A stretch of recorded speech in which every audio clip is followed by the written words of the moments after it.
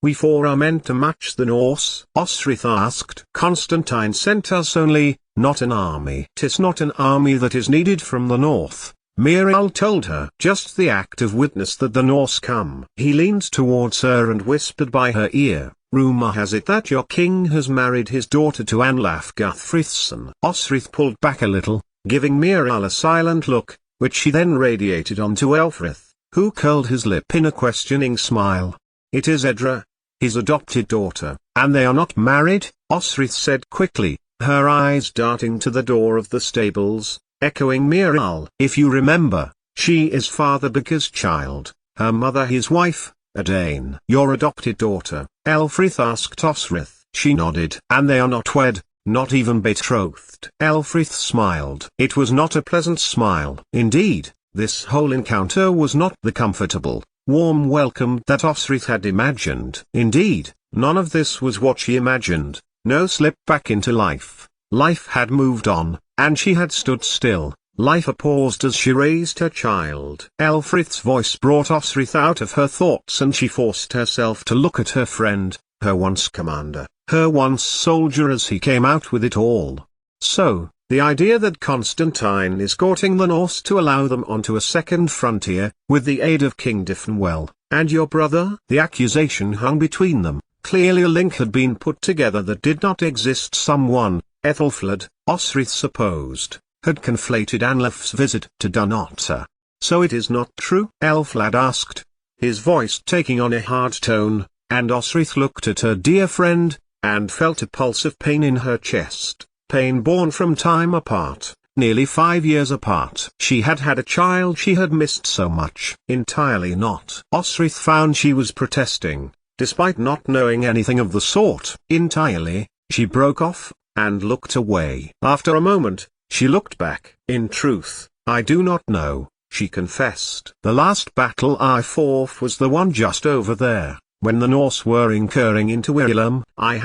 Osrith broke off, and started as two arms drew her close for a moment, before Elfrith kissed her forehead. Welcome back to Mercia, Captain, he told Osrith. We are at your service as you carry out your own service. 2 years. I believe the Lady Ethelfled commanded you pay back to the kingdom. Osrith drew back, and smiled, a wide, deep smile of a person amongst friends. Your men will be pleased to have you back, he added. They have suffered under Elfkin, they truly have. Elfkin, Captain? Truly? Osrith asked, astonished, looking between Miral and Elfrith. You forget he is a child no longer, Miral reminded her. And that you have a boy of your own. And your hair is graying. It was true, Osrith thought. And the worm of doubt ate at her stomach. Could she do this? Was she able? But the point of my sword is still sharp, Osrith retorted, shaking away uncertainty. Do you want me to prove it to you? She placed hand on Buey, and Miral laughed. Same old Osrith, as you said she would be, Miral told Elfrith, and then Elfrith bent to her ear again. We think you are here to test the alliance, Elfrith told her. To check Constantine's word holds true. Clearly it does. Clearly trust has been offered by your king, that he would send his best warriors, and the heir to the Strathclydian throne in your midst. That is good. Presumably, you will report back to him, with the Norse trapasses, added Miral, raising a hand and patting Osrith lightly on her upper arm.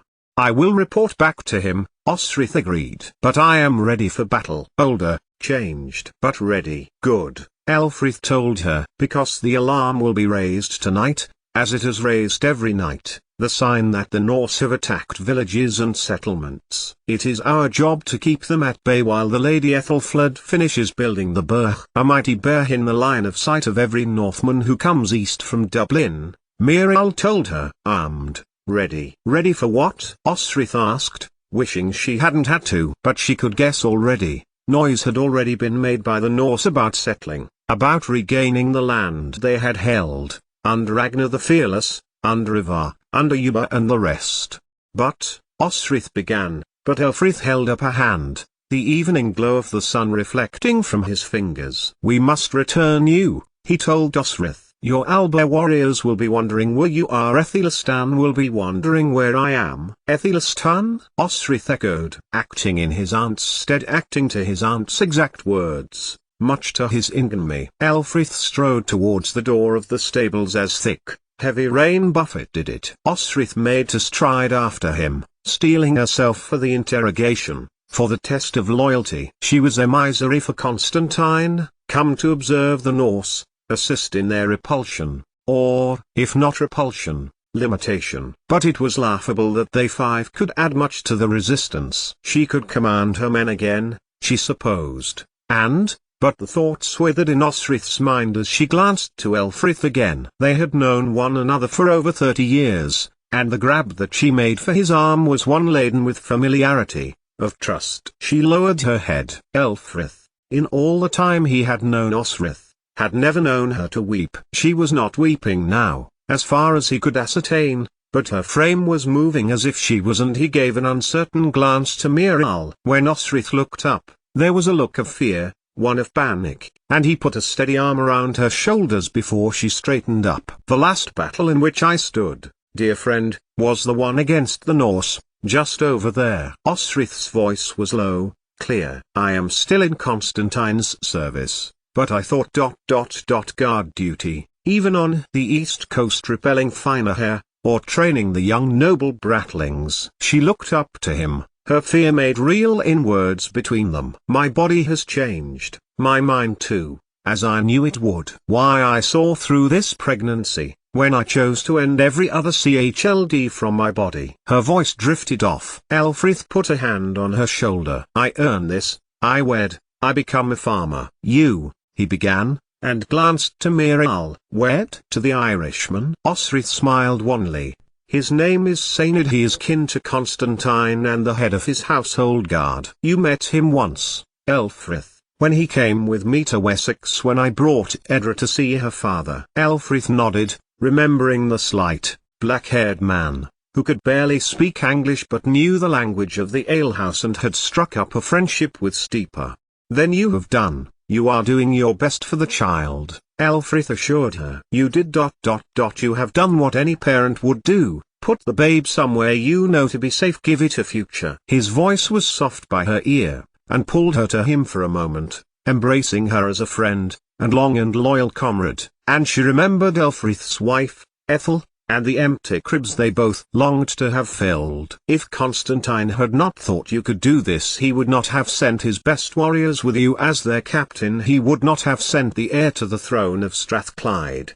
Which was true. All of it was true. After the effort to retrieve Owain, and stabilize Dyfnwal's line, pacifying him by securing his line, Constantine would have only sent her if he thought she was able. He knew she owed her time to Ethelfled, and had spoken to her about how serious she was in repaying the time. I can strike a bargain, Constantine had told her, one early morning, when he had scaled the tower and entered her maternity chamber. I can send Ethelfled wealth, or men. But Osrith, then as now, had refused, would refuse. And there was Sainid, whom she had agreed to marry once her time had been paid. Clearly Constantine wanted the marriage to happen as soon as possible and facilitated Osrith an opportunity. You're smiling, said Miral, light in his own eyes from the setting sun. I am glad to see that, Osrith. He looked to Elfrith. Osrith has come back to us, friend, he told him, and Elfrith nodded. Look to us,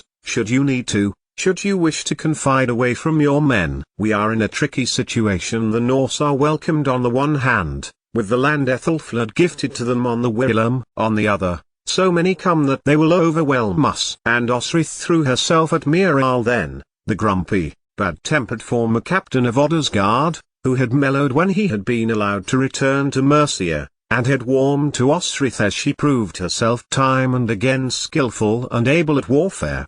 We are glad to have you here, in short, Elfrith told her, and gave her another hug at the shoulders. It is a pity it is not forever. It's for a good long time, Osrith told him. Many months at least, until we are recalled. Until whatever use our being here is played out. Then, the men are yours, of course, to command, Elfrith told her. Work with them, with Oshir and Falkburg, and Eglilf and Leofstan Elfkin can be your second. Get your band to work as one, trust me when I say that you will need to.